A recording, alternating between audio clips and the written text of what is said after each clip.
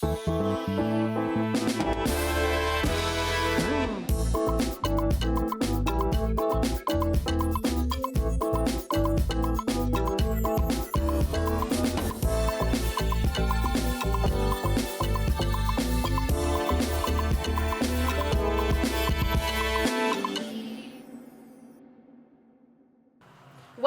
to Amazing Women, where we empower women with the tools and insights to live successful, balanced lives.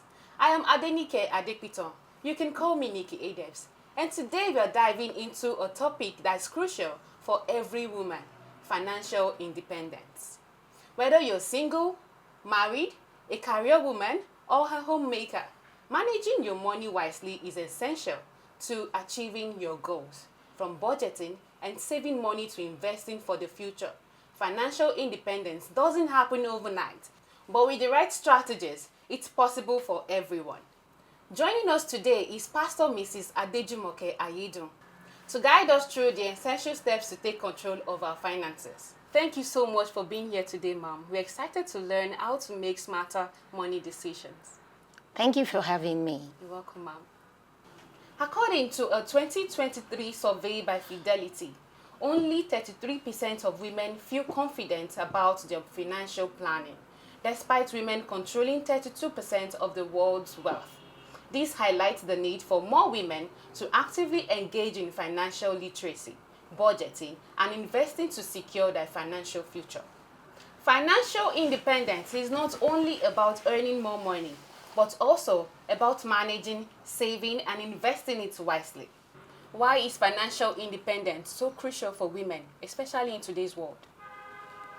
Financial independence is so essential in today's present time, in this present age, because it affects the overall psychological well-being of a woman.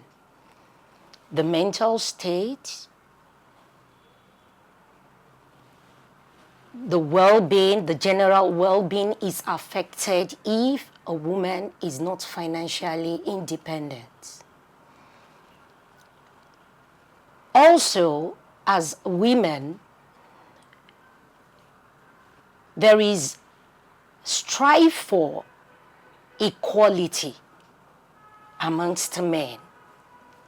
Amongst men and women, there is a strive for equality. When a woman is financially independent, a woman can also control, contest, and be seen active in the society, active in politics, active in different areas of life. When there's independence, a woman tends to be a pace setter.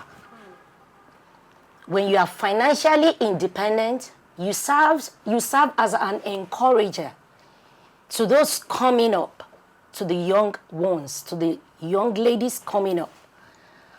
Also, there is security. There was a time somebody asked his wife a question. Perhaps the Lord calls me home today. Are you able to stand and care for yourself and the children that we have? What are you capable of doing? And the woman was able to answer the husband to respond positively, because the woman she's academically sound, she's a PhD holder. She has gone into different spheres of learning. She has acquired different types of skills. She makes money from different sources. Apart from being a lecturer, she has different sources of income.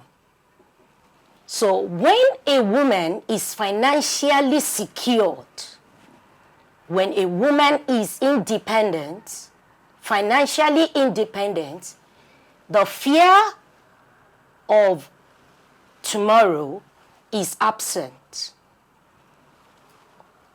There is every assurance in the case of eventuality that she's able to support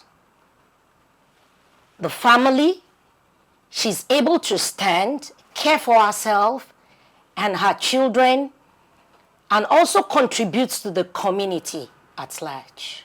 What are some common financial mistakes women make when trying to manage their money? Women tend to believe that they don't have enough. Women tend to believe that what they have is not enough to care for them and their families, so they don't save. They don't save, for example, for retirement. They don't save in the case of eventuality. They don't save for unforeseen circumstances. Also, women tend to do impulse buying. They buy on impulse.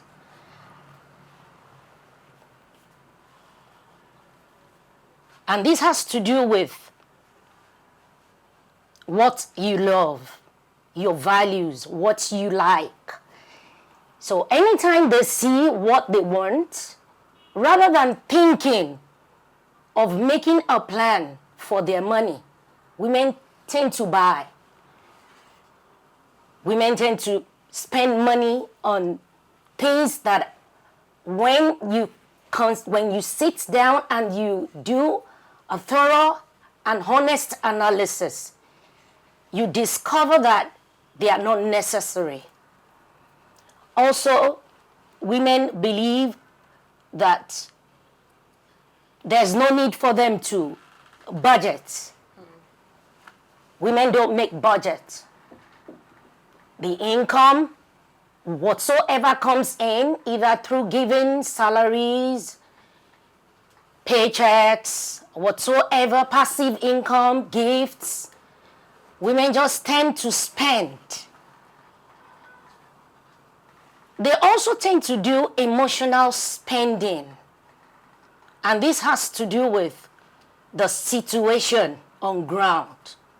Rather than planning for the future, making a plan, having a plan, women will not plan, but rather they will spend because of the situation at that moment. For example, the loss of someone, birthdays, celebrations, parties. In parties, during parties, when you go with lots of money with you and, for example, the musician starts calling your name and starts praising you, women tend to spend without thinking of what they need to do, what they have to do, what they need to spend their money for. These are some of the mistakes that women make. Not planning for the future, not gaining financial literacy, education, being educated financially, attending seminars, listening to podcasts, reading journals on how to manage your money, on how to invest, on how to handle your money.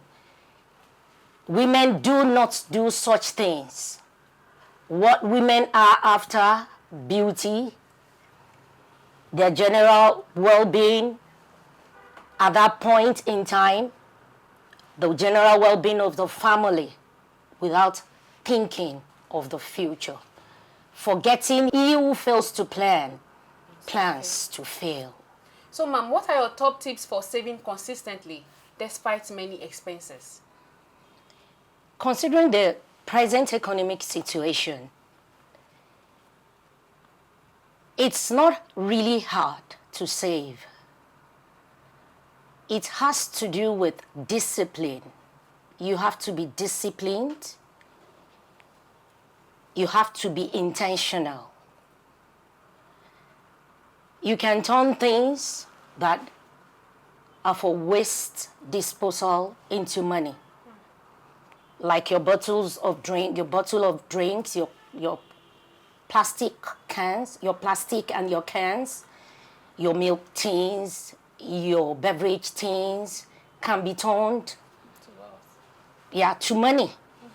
Rather than disposing them and even paying for disposal, you turn them to money.